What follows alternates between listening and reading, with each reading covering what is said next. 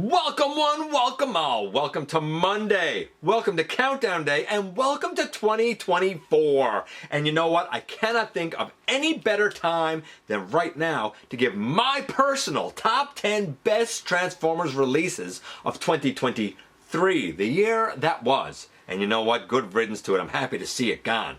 My personal list. I'll give the caveats of what's included here, but my personal list of the best Transformers releases that I own of 2023. That's our focus this time around in the latest GotBot Counts Down.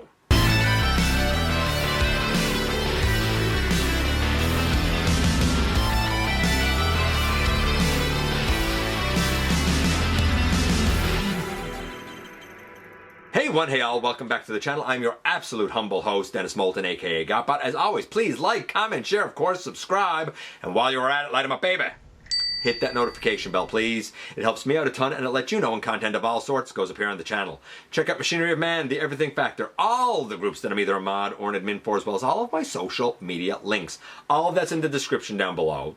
Also in the description down below, and if you're in a position to help the channel to grow, you can use the donate link, check us out on Patreon, see what we have to offer to you through spring, or of course hit the join button at any given time and become a channel member. So this is my personal best list. A couple of weeks ago, we did the fan voted best list of 2023, and we followed that up with the fan voted weakest releases of 2023. Well, this is my personal one. It's going to be different. It's going to be different because the caveat here is that A, it had to be released in 2023, and B, it has to be in my own personal collection. Like, I have to own it, not just something I've reviewed. However, there's a couple of a couple of honorable mentions I need to throw in here. First, honorable mentions to Transmetal 2 Megatron. I know a lot of people got him in 2023 as part of Legacy Evolution. He was also released in Legacy, kind of concurrently, to be honest with you. I got mine at the tail end of 2022. He counted in last year's list, but he is so good. I totally understand anybody who got him in 2023 as part of Evolution and put him on their list. Tarantulas, the same sort of thing. I got the Legacy one last year, but he was released again in Legacy Evolution as a, package refresh. And you know what? He's tremendous as well. I also want to kind of give a shout out to the Bumblebee Wheeljack. I got that from Ultra Megatronus. It wasn't released in 2023 technically, though it did get a re-release again. It's fantastic. And honestly, in 2023, I got a lot of first edition Transformers Prime characters, from Optimus to Bulkhead to Starscream to Slipstream. And I can't thank Razor Bear enough for them. But again, they can't count because they weren't released this year. But man, I was absolutely blown away to get them. Now, none of them made the list. All of them are wonderful, but this, remember, is my personal list. This is ones I own. Like the Ultra Magnus was #1, right, on the fans list. Although, I mean, 1 and 2 were super close there. Ultra Magnus, 86 Ultra Magnus will not appear on my list because I don't own it. I reviewed it. That was thanks to our buddy Cyril, but I don't own it. I'm keeping my upgraded Combiner Wars. That said, I understand why he came #1 with the fan votes, because he is splendid. There's no doubt about it. Just not for me. So, with all that done, let's do as we always do and kick things off with number 10 first. Now, coming in at number 10, we have a character that I don't think a lot of people are going to select, a mold that a lot of people want a different character of, and kind of a pre-mold of this that a lot of people put on their best list about 5 years ago, maybe 4 years ago.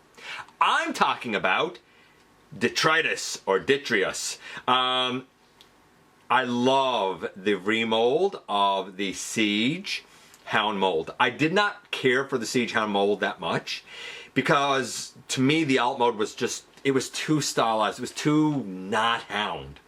This remold to an Earth mode, I think, is much more successful, sleek, solid. Yeah, there's some hollowness back here, but generally, and I guess in the lower legs because of transformation, but generally, man, a lot of paint, a great transformation.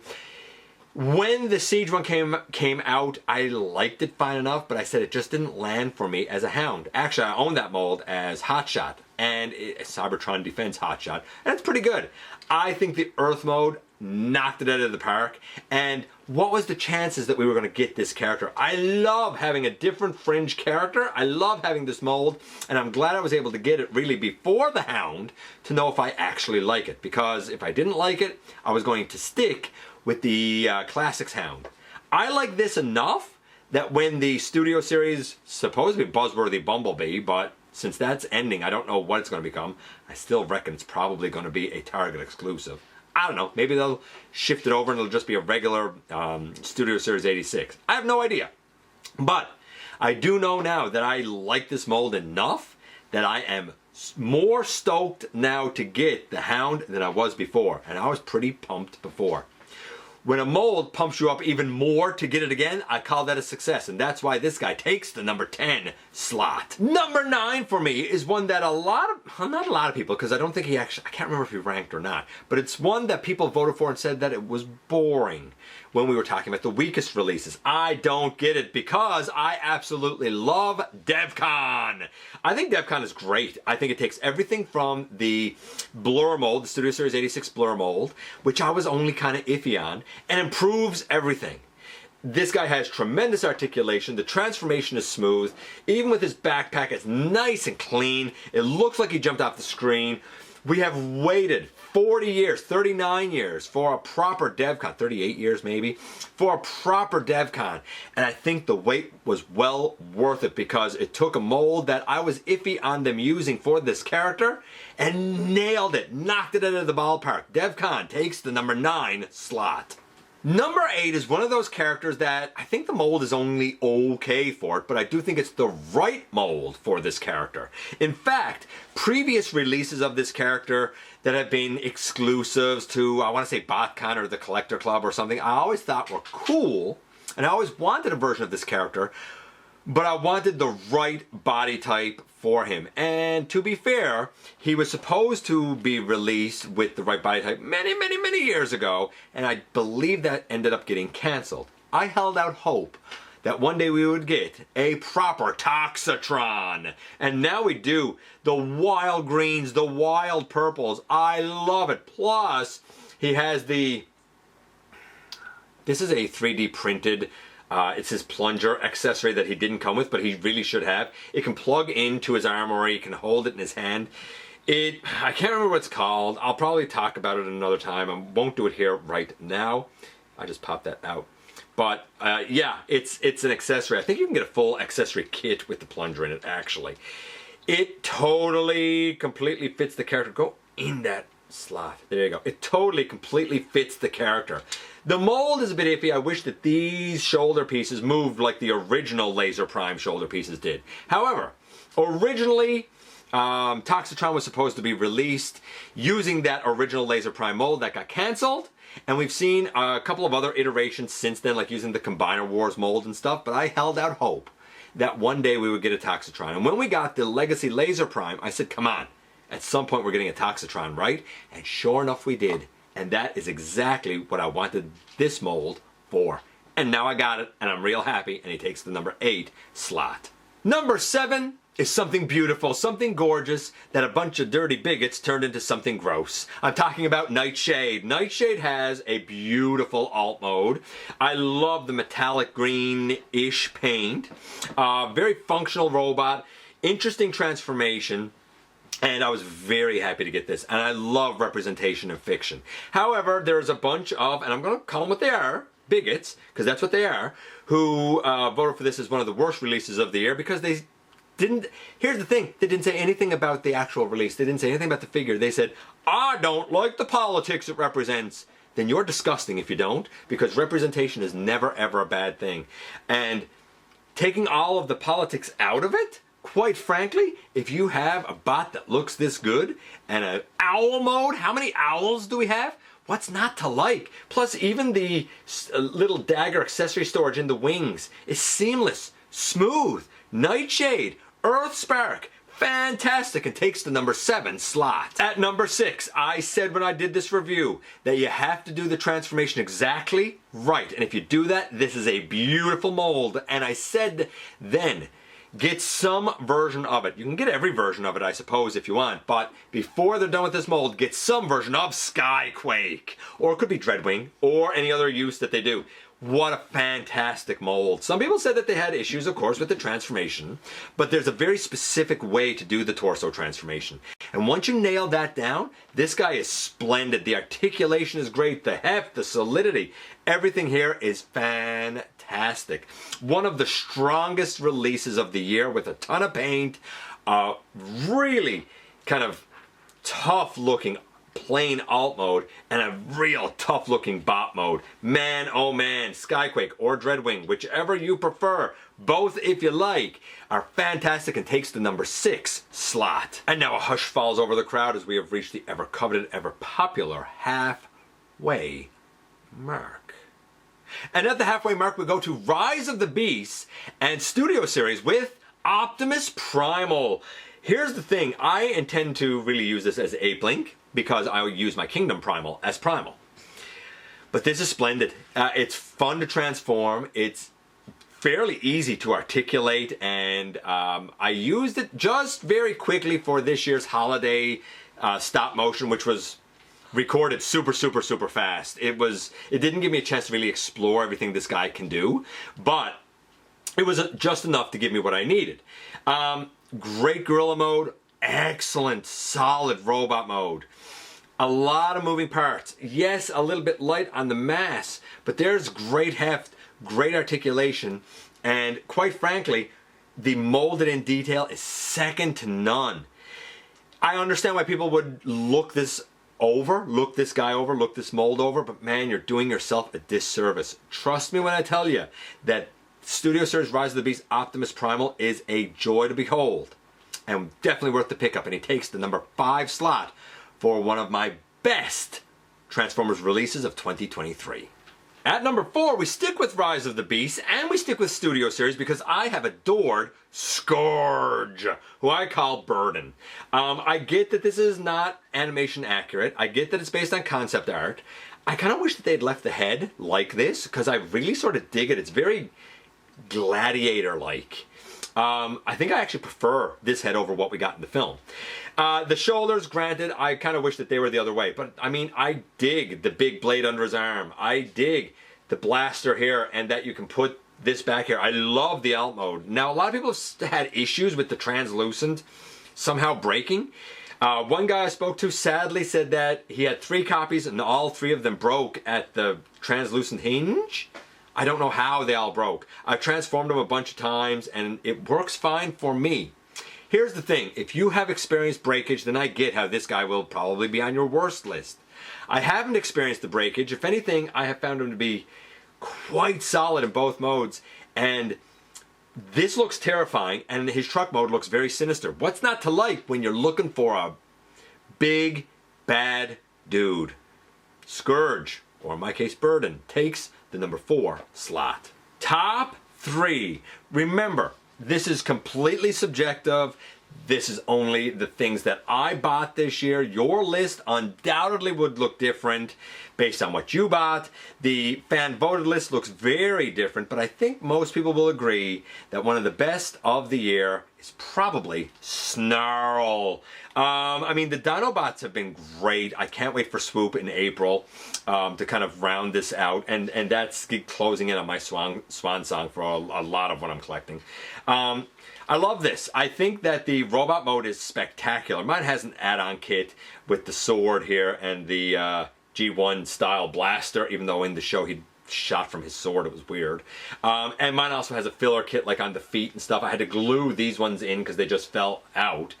But I love the look of this guy. Snarl did not disappoint. I think the transformation is very clever, very, very interesting. The only thing that I would say is I think the tail is kind of angled down too abruptly on like his butt, basically. I think that it would have been nice if that could have somehow worked its way out just a little bit. And mine had the mismatched Autobot symbol on the head, but I removed that and I just put on a sticker one, right? That said, I think he's really strong. I think he's one of the best that they did, and I love the leg transformation. By the way, my filler kit also does kind of fill in the inside of the leg a little bit. Not that he really needs it. I never really noticed the opening there that much to begin with anyway. I love what this accomplishes. I love what this pulls off. I love the heft that it has. I love everything about it, and that's why Studio Series 86 Snarl, honestly, takes the number 3 slot. With only 2 left, we go back to the beginning of the year. The beginning of the year, and I said this then, that this was going to be one of the top contenders for top release of 2023 because it was that good. Sadly, a lot of people actually put it on the worst list, and I don't know how they can because he's splendid. I'm talking about Leo Prime or Lio Convoy. Now, I chose this version because it was the first release. But honestly, I think the all-black Nemesis version is splendid. In fact, the Nemesis version did the eyes better. I actually didn't like the eyes on this one just being yellow orbs. I did paint in some white and some black pupils. I do think they should, like, they made the head look more like a real line head than like the anime. I think they should have done this to look like the cartoon. Other than that, his accessory storage is second to none. I looked at the shoulders, and I know from past molds, including the MP, that all of the kibble and stuff tends to get in the way. But like, this gets up out of the way.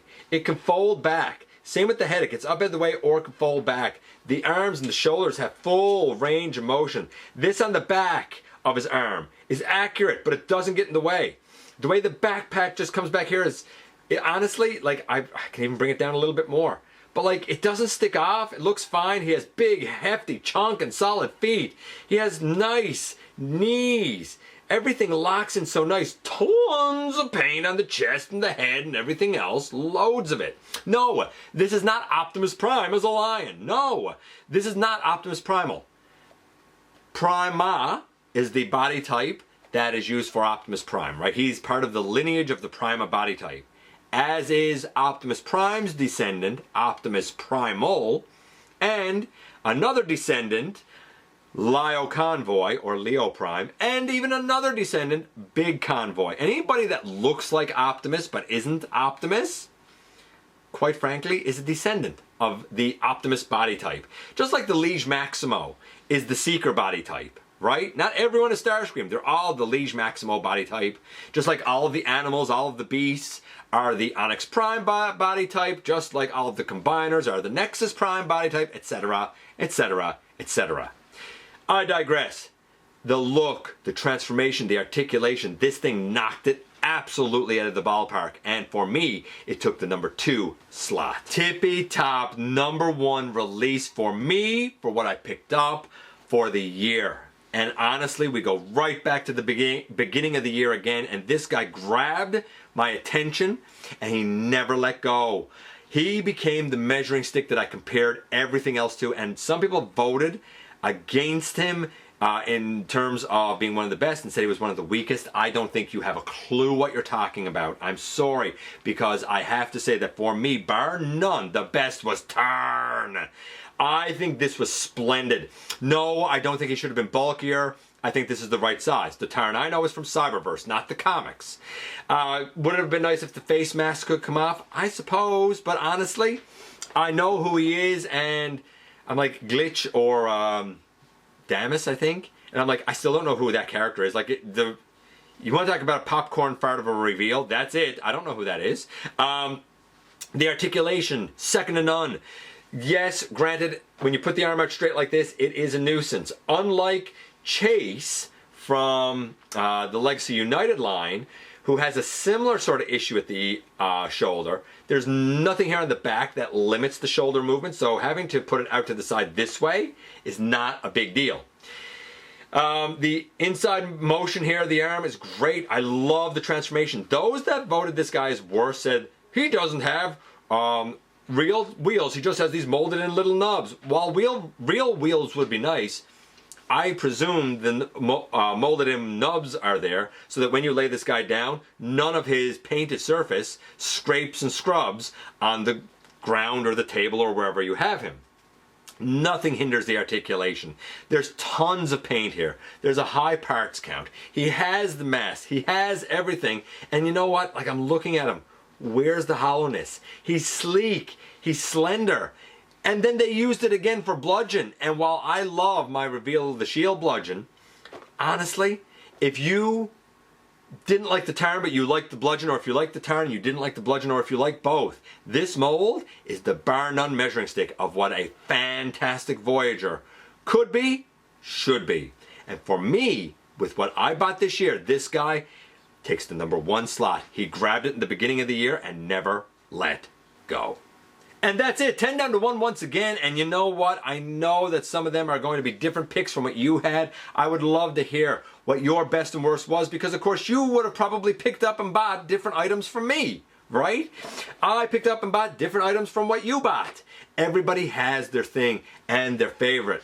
I got a feeling that a lot of people very much would either put the Armada Prime or the Magnus at the tippy top. And if I owned either of them, maybe I would too. I respect the Magnus. I respect the Optimus. And I do think that anybody who's a Unicron Trilogy fan owes it to themselves to get that one. But for me, for what I bought, for what I've added to my collection, those were my best releases. Next week, it'll be my worst releases.